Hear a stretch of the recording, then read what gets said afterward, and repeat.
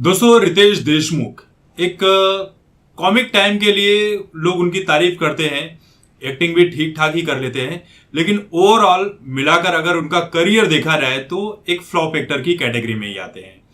अकेले के दम पर उन्होंने कोई हिट फिल्म नहीं दी है। जब तक 3-4 लोग एक साथ जमा नहीं हो जाते फिल्म में, तब तक उनका कोई अपना वजूद नहीं है।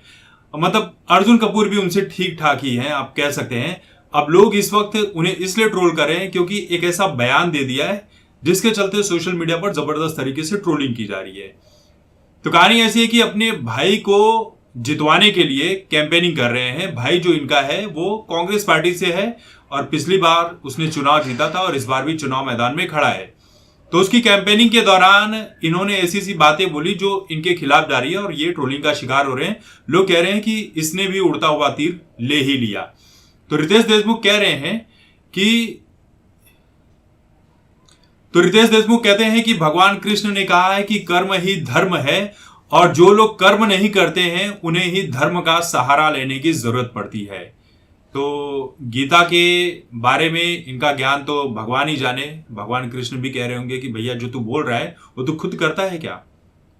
तेरे बॉलीवुड में तो दुनिया भर के पाप भरे पड़े हैं, उसके बारे में तो कभी तू कुछ बात नहीं कहता। सुशांत सिंह राजपूत की मौत के बारे में तब कभी तूने एक शब्द तक नहीं कहा, अपनी जुबान तक नहीं खोली, और भाई को जितवाने के लिए तू बड़ी बड़ी बातें कर रहा है। तो रितेश देशमुख का यह कहना है कि हमारी एक पार्टी ऐसी है कांग्रेस जो कभी ना धर्म और जाति के नाम पर लड़वाती है, ना कभी कुछ दंगे करवाती है, लेकिन जो बीजेपी पार्टी है, जो मोदी जी है, ये लोग सिर्फ धर्म के नाम पर एक दूसरे से लड़वाते हैं, देश में दंगे फैलवा रहे हैं। ये लोग बटेंगे तो कटेंगे नारा देते हैं, बांटने वाले भी यही लोग हैं, काटने वाले भी यही लोग हैं। यही लोग सब कुछ गलत करते हैं, ये कुछ काम नहीं करते हैं, इसलिए इनको धर्म की जरूरत पड़ती है और हिंदुत्व का सहारा लेकर ये लोग वोट पाने की कोशिश कर रहे हैं। कहते हैं कि किसानों को रोजगार नहीं मिल रहा है, देश के युवाओं को रोजगार नहीं मिल रहा है, किसानों की फसल सही दामों पर बिक नहीं रही है। जब किसानों के लिए मोदी सरकार अच्छी स्कीम लेकर आई तब तुम्हारी ही पार्टी के लोगों ने इसका विरोध करना शुरू कर दिया था। और सबसे बड़ी बात, राजनीति को बगल में छोड़ दीजिए, इनके खुद के पिताजी जब महाराष्ट्र के मुख्यमंत्री थे विलासराव देशमुख, तब इनके कार्यकाल में इतने घोटाले हुए हैं महाराष्ट्र में जिसकी कोई लिमिट ही नहीं है। बहुत घोटाले हुए हैं और आरोप दूसरों पर लगाते रहे। और उससे भी बड़ी बात, 26/11 मुंबई में जो आतंकी हमला पाकिस्तान ने करवाया था, उस आतंकी हमले के बाद किसी की हिम्मत नहीं थी कि वो उसके बारे में कुछ शब्द कह सके। उनका दुख इतना था, खासकर जिनके घर के लोगों की मृत्यु हो गई थी उस आतंकी घटना में। और इनके जो पिताश्री थे विलासराव देशमुख, ये बॉलीवुड के राम गोपाल वर्मा को लेकर ताज होटल पहुंच गए मुआयना करवाने कि देखो यहाँ ऐसे ऐसे गोलीबारी हुई थी, ऐसे ऐसे लोग मरे हुए थे, बढ़िया प्लॉट है, इसके ऊपर फिल्म बना दो।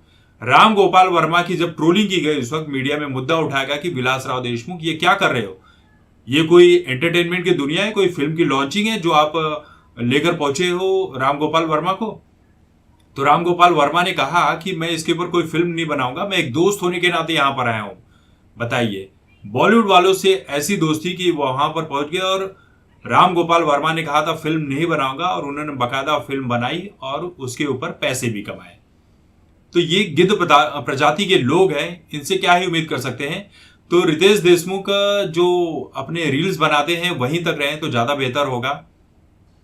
बहुत से लोग कमेंट सेक्शन में ज्ञान भी देने आएंगे, लेकिन वहीं पर जब विक्रांत मैसी ने भी जो उनकी फिल्म आ रही है साबरमती रिपोर्ट, उसके बारे में कुछ बातें कह दी, तब इन लोगों को मिर्ची लग गई। लेकिन रितेश देशमुख का बरोबर सपोर्ट करेंगे क्योंकि ये उनके अपने हक की बात कर रहे हैं ना, इसलिए। तो रितेश देशमुख बहुत बुरी तरह से ट्रोल होने वाले हैं। इनको तो हम बॉयकॉट भी नहीं कर सकते यार, ये तो खुद ही फ्लॉप है, इनको बॉयकॉट क्या करे रितेश देशमुख को।